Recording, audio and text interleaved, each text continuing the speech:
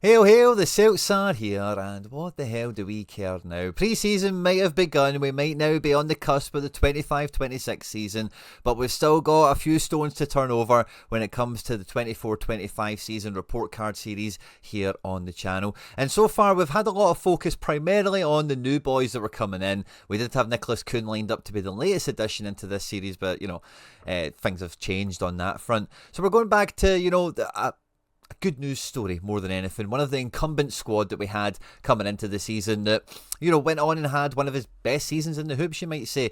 Captain Callum McGregor is firmly etched his name into the history books, into the annals of Celtic folklore, as it is time and time again at this stage in his career. But this year, he really took his game to another level. Coming into this year, one of the main narratives here on the channel where we're really challenging from other Celtic fans was that McGregor's legs had gone, that he couldn't do a job higher up the pitch, and we were getting really the most out of him that we possibly could. But with him retiring from Scotland duty and the reformat of the Champions League, the shape and the size and the strength of the squad, I think a lot of fans got a big reminder this year that McGregor has a lot more strings to his bow. I'm a massive Callum McGregor fan myself. We do give him his fair amount of criticism here on the channel, and I think it's only right when it's due, don't get me wrong, because I just think he's capable of so much more. But one thing that Celtic fans have always been united on when it comes to Callum McGregor is he is an invaluable member of the squad. And in the video today, we'll have a look back at the 24-25 season for Captain Fantastic himself at any point in the video today. If you do laugh, you learn, you like something or whatever, please do like and subscribe to the channel for more content like this. Get into the comment section and let me know your big thoughts, takeaways on the captain himself, because although he's much beloved and universally accepted as a key player in the team, he's definitely someone that still divides opinion in some way, shape or form. So always interested to catch the comment section. I'm sure this one is going to be no exception to that.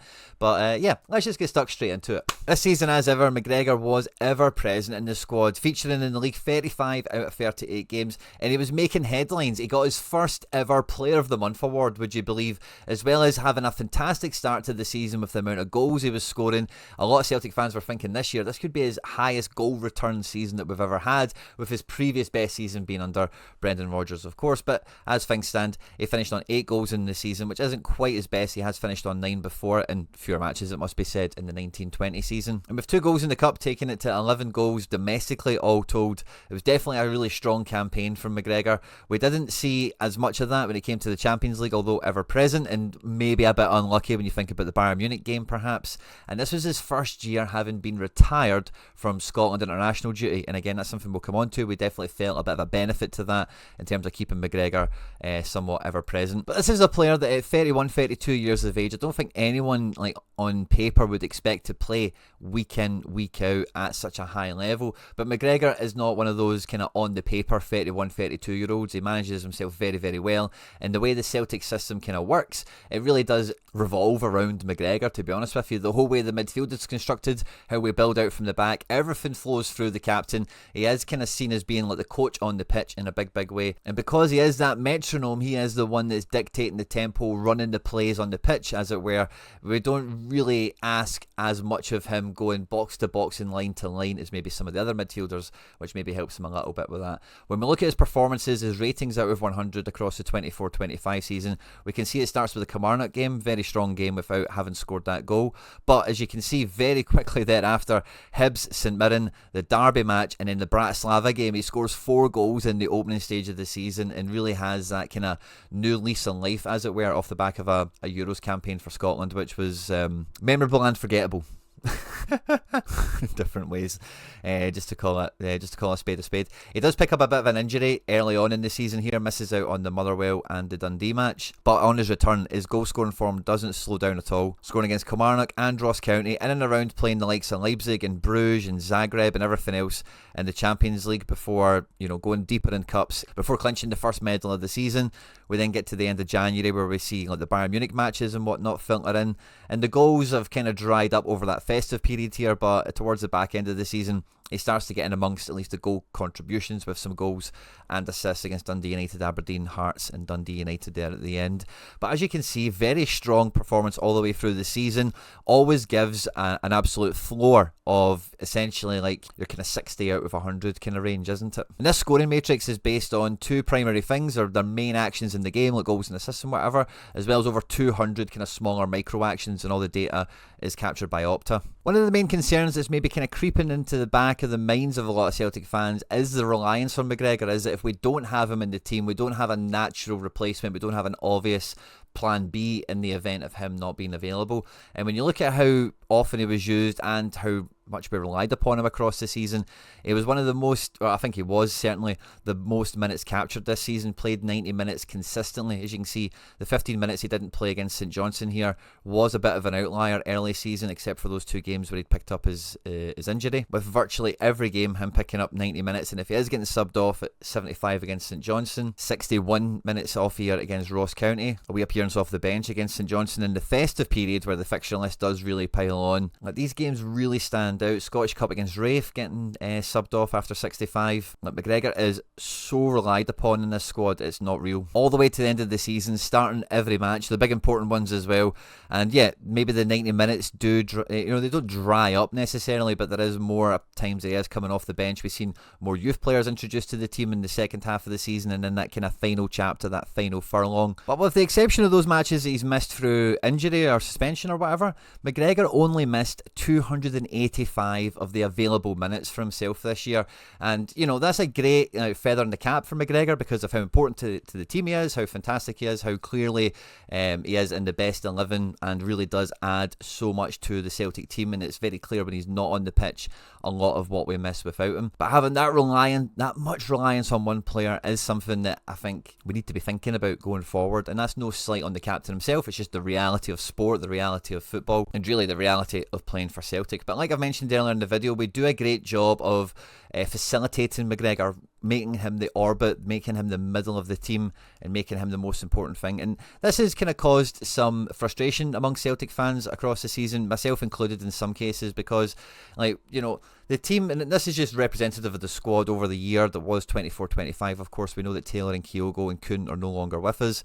But for the most part, you guys know how the script goes. We see Taylor, or the left back, come into the inverted kind of shape here. We normally see Engels popping out wide and given a kind of width. We see Hatate either hanging out wide if he has the likes of Taylor to come inside and support him when he's going to play with Dyson, although we could see Rio kind of supporting the attack. But for the most part, we pitch out different triangles into 2 different halves of the pitch, and it's McGregor's job to link everything up left to right to really call the shots.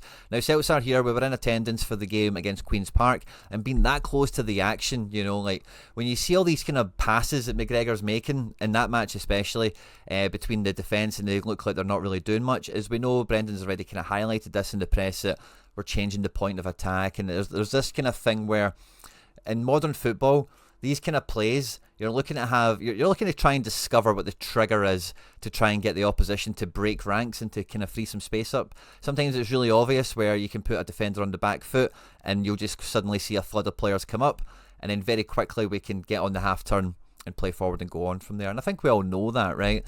But for the most part, what McGregor's doing a lot of the time is setting the tempo, is controlling the rhythm of the ball, because in the Queen's Park game, especially with the conditions and the pitch and whatever, you do get an extra sense of, in the opening stages of the game, or whenever you do have a real good handle on the ball, it's very important everyone gets good touches and really does get a good feel for the ball, really gets up to that kind of speed of the game. The sort of thing that we often hold against substitutes whenever they don't really hit the ground running, like he's not came in at the right pace of the game, that kind of old saying that football fans all come out with. It's the same principle. So I think McGregor is really invaluable at really revving the team up and getting them going with that regard. But the 2 things that, again, we've seen it this year not really improve, Champions League or domestically, that I think McGregor really lets himself down with, and this is just because he's capable of better, he's capable of doing a lot more, is just being defensively more effective. McGregor's got this ability in defence to defend without defending. He's really good at standing off a man, blocking a tackle, and maybe showing them down one side or whatever without completely engaging with them and winning the ball back. Yes, he does make tackles, he does do this on occasion, I'm not saying he never does it, but there's so many times where he should just affect the ball, he should just defend the situation and trust and allow that his teammates have got his back if, the move he makes isn't totally successful or isn't clean, or however you want to think of it as. But I think there's too much of McGregor is about delaying and allowing other players to come back in and recover alongside, which is, fine. There's a good principle in that, I suppose. But too often I kind of find, steam coming out my nose thinking McGregor should just have won that ball there, should have just made sure you got there first, or just even knock it out for a throw in, just be a bit more effective in that kind of defensive position. Because it's clear that he doesn't really have that clean nose for danger that we've seen the likes of Scott Brown have and other important Celtic midfielders over the years in that deeper spot. He is a good reactive defender. He's got good recovery pace. He's very smart, obviously. Good in-game IQ. But I think he does just miss that little bit of bite. Now, although we did get more goals from McGregor this year, he was popping up on the edge of the box and smashing some screamers in this year, which was an absolute joy to watch. I love seeing McGregor score goals, especially worldies. He doesn't actually get into the box that often. Maybe once a match, particularly in the opening 20 or 30 minutes, you might see him kind of venture forward and really ask a big question of the opposition, and maybe it amounts to something, maybe it doesn't.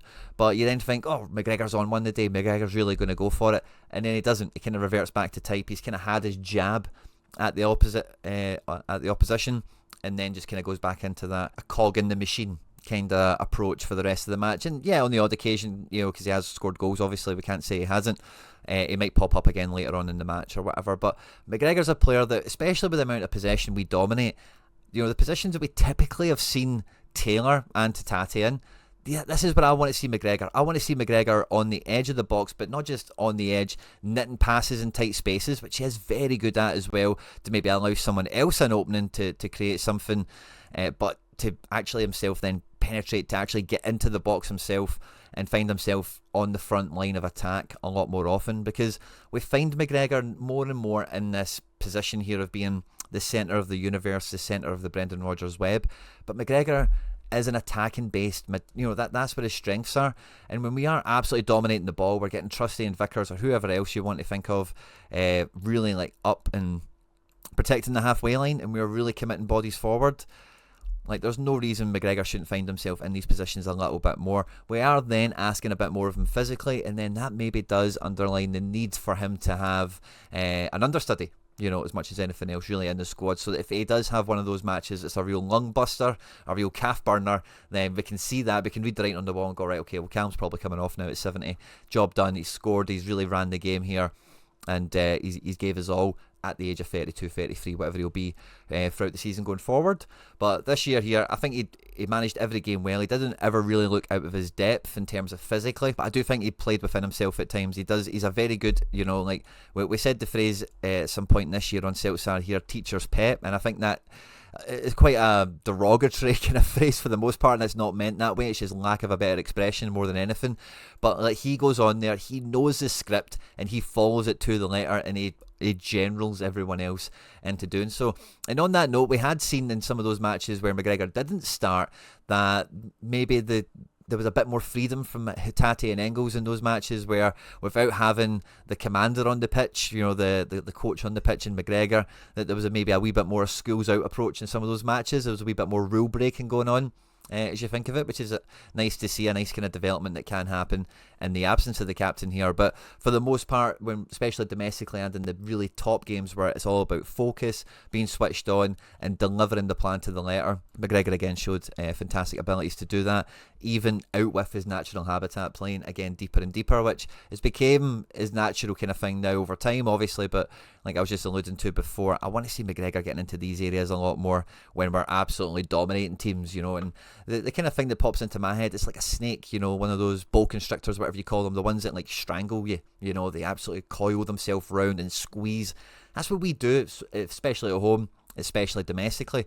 So in that case, you want to see McGregor have a bit of the venom, you want to see him lashing a few more chances, which he did from the edge of the box, but also, as I say, actually get into the box and just ask that extra question. Now, we didn't win the treble, and it wasn't his best season for goals and assists and all that kind of stuff like we've seen from the histrionics of it all.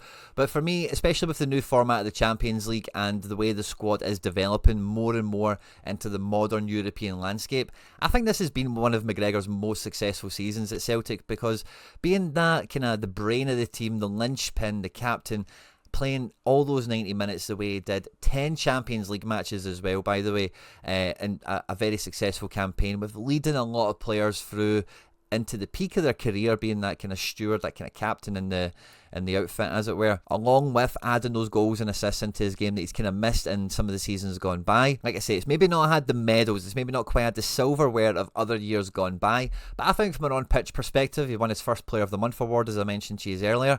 Like, I think this has been a huge season for McGregor, and considering that this is probably going to be in one of his top 3 seasons by any Celtic fans measure, I would say at the age of 31, 32, depending on when you're taking this from, is a huge statement. And really, like, if we manage his minutes more accordingly, like next year he has an understudy in the team, he's not going to be in international football anymore. I would like to see a little bit more progression this year out of McGregor, even at the ripe age that he's at the moment. And I just think with some more reinforcements into the squad, the role of what he's doing in the team probably being eased now with someone like Tierney coming into the building, and hopefully more quality being added to replace some of the outgoing transfers that we've had. Like I said at the tip off of the video, coming into this season, a big narrative among Celtic fans was that McGregor, he's only got like a year left in him, or we really need to replace him this summer. We need to have that forward planning kind of mechanism in action. And yeah, we definitely do, but McGregor is nowhere near right off. I could see McGregor, the level he was at this year, like, he could certainly operate like that until 35 as things stand at the moment, barring any kind of force majeure crazy mad injury